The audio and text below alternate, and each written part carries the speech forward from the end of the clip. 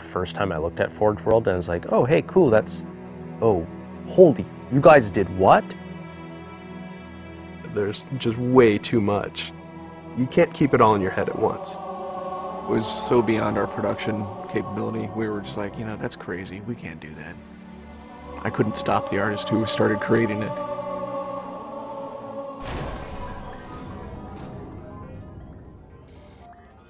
Forge is our editing tool that players can build their own maps. And at its core, it's a map editor. We always had this vision right from the get-go, which is anyone can build anything. Giving the fans the tools, they can take it and run with it and make it their own.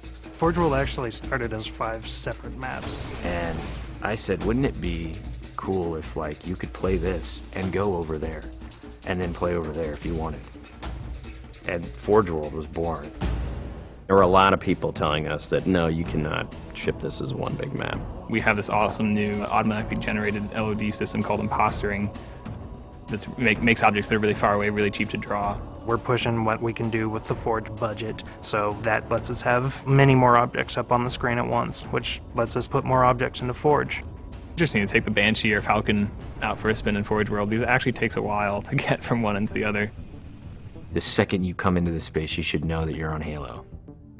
Our old friend, the Forerunners, come back, because the Forerunners create all sorts of cool, interesting pieces of geometry.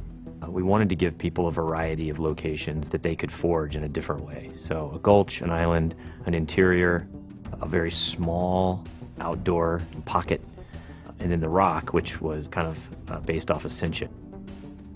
Let's use a lot of interesting parts in it so that people can manipulate it or we can change it.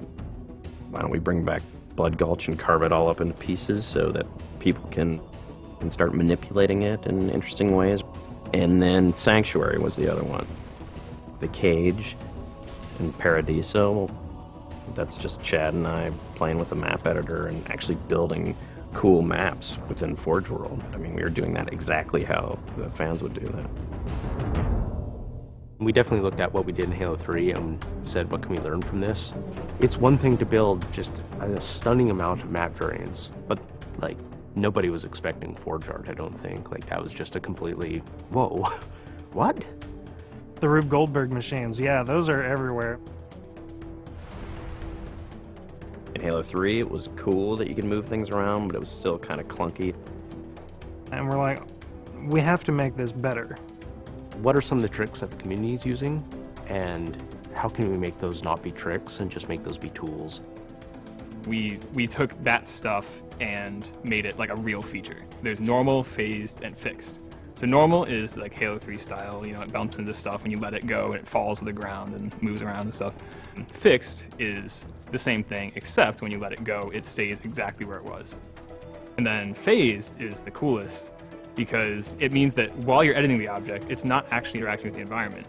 You can put it through a wall, you can put it, you know, through other objects. Which changed everything for Forge, like immediately. It's much easier to build a Forge space. There's snaps and rotates and degrees and units that you can move things. You can be very precise. The camera controls, it's actually really good for object placement because like little touches on the stick don't translate into really sudden jumpy movements. And then we also have a fine editing mode. You click the stick in and then your camera starts moving very slowly. You're not spending like 3 hours trying to get one block to line up directly to 3 other blocks. You can select individual objects and say, get rid of all the objects of this type. So if you're trying to get rid of all the spawn points on a map because you want to go and replace all the spawn points, you can do that. You can do custom colors. You can take these Forge pieces and say, hey, that's blue. So the blue base can truly look like the blue base. Reach's expanded sandbox includes new things like, you know, jetpacks. And if people want to build some sort of 3D map and really make use of the jetpack, they can do that now.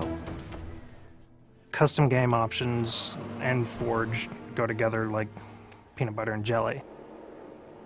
You're able to do things with game types that people might not even expect. My favorite example is King of the Hill, where the warthog is the hill. I'm super excited to see what people do with it when it goes out, because there's so much crazy stuff in there that's amazing. We are shipping maps on the disc that we made in Forge ourselves. So The tools are there. If you have the time and the talent, you can make it. The community is just going to outstrip us and spank us. With the new tagging system, you can save a Forge variant, you can post it to your file share, and then you can say, you know, sweet new map. Things that are good are downloaded by a lot of people and passed around to a lot of people, and that makes the really sweet stuff bubble up to the top. I'm looking forward to what the next big community game type is going to be. We realized that Reach was our swan song to Halo, and what better way to do that than to let people do what we've been doing all along, which is creating new cool maps. It's nice to go out with a bang, and this is a pretty big one.